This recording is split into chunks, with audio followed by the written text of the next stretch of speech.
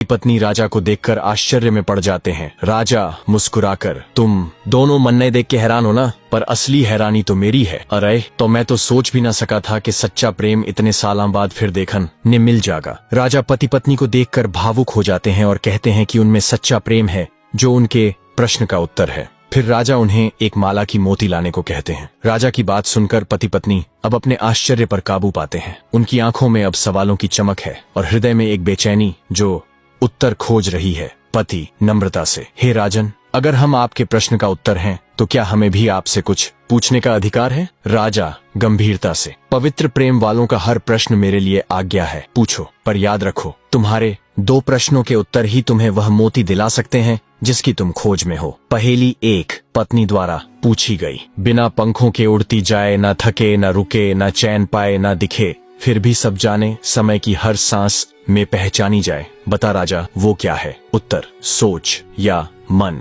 राजा कह सकता है कि यही वह शक्ति है जो प्रेम और त्याग के निर्णयों को जन्म देती है। पहेली 2 पति द्वारा पूछी गई। एक ऐसी चीज जो बांटी जाए तो बढ़ती है, न तौल में आती न थैली में भरती है, शब्दों से निकले तो दिल छू जाए, राजा बताओ वो कौन सी छाया है? उत्तर, प्रेम। राजा विक्रम के सामने दूसरा प्रश्न आया। एक ऐसे राज्य में जाओ जहाँ एक पिशाचिनी का आतंक है, उसे मारो और उस राज्य के राजा से एक मोती लेकर वापस आओ। यह कोई साधारण कार्य नहीं था, जहाँ रात के समय कोई भी बाहर निकलने की हिम्मत नहीं करता था। कहा जाता था कि पहाड़ी के नीचे एक पिशाचिनी रहती थी, उसी के डर से राजा भी किले में बंद रहता था। राजा विक्रम ने अपने तेज घोड़े पर चढ़कर वह लंबा सफर तय किया। पहाड़ों को पार कर जंगलों में अकेले चलते हुए वह अंततः पहुँचे जिज्ञासा पर्वत श्रृंखला पर। घने वन के बीच एक पुराना महल बना है जहाँ रहती है एक प्रेतनी जिसका नाम कालावती है। उसकी आयु लगभग 100 वर्ष होगी, किंतु अभी भी नवयुवतियों सी दीप्ति एवं सौंदर्य है।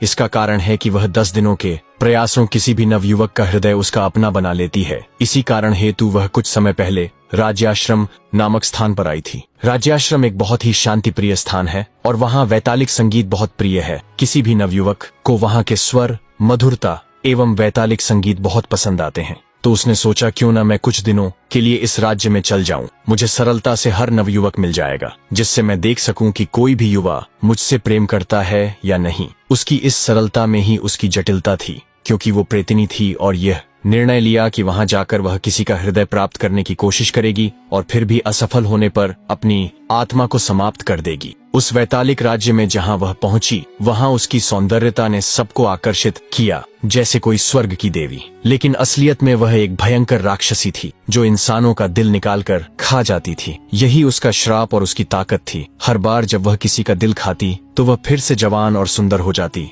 उसका चेहरा दमकने लगता, आंखें लाल ज्वाला सी चमकने लगती और बालों में रात का अंधेरा उतर आता। परंतु अगर उसे समय पर दिल न मिले तो वह धीरे धीरे सड़ने लगती। उसका सौंदर्य गलने लगता और वह मौत के कगार पर पहुंच जाती। कभी वह सुंदर युवती बन जाती, कभी भोली साध्वी, तो कभी कोई दुखियारी कन्या। उसका एक ही मकसद था, लोगों को अपने प्रेम जाल में फंसाना। वह अपने शिकार के सामने आती, उसकी पसंद और चाहत के अनुसार रूप धरती और जैसे ही वह युवक उसकी ओर आकर्षित होता, वह उसकी आंखों में प्रेम उकेरती, धीरे से पास जाती, फिर उसे मारकर उसका दिल निकालकर खा जाती। लेकिन उसी राज्य में एक महापुरुष आए। राजा विक्रम बुद्धिमान, निडर और गहरी तंत्र विद्या के जाता। उन्हें रूपजालिनी के बारे में सब कुछ पता था। उसका श्राप, उसका रूप बदलने का हुनर और उसकी कमजोरी, सच्चा प्रेम। माया मोहिनी को जैसे ही पता चला कि विक्रम राज्य में आए हैं, उसने उन्हें अपना अगला शिकार बनाने का फैसला किया। वह सबसे सुंदर रूप में उनके सामने प्रकट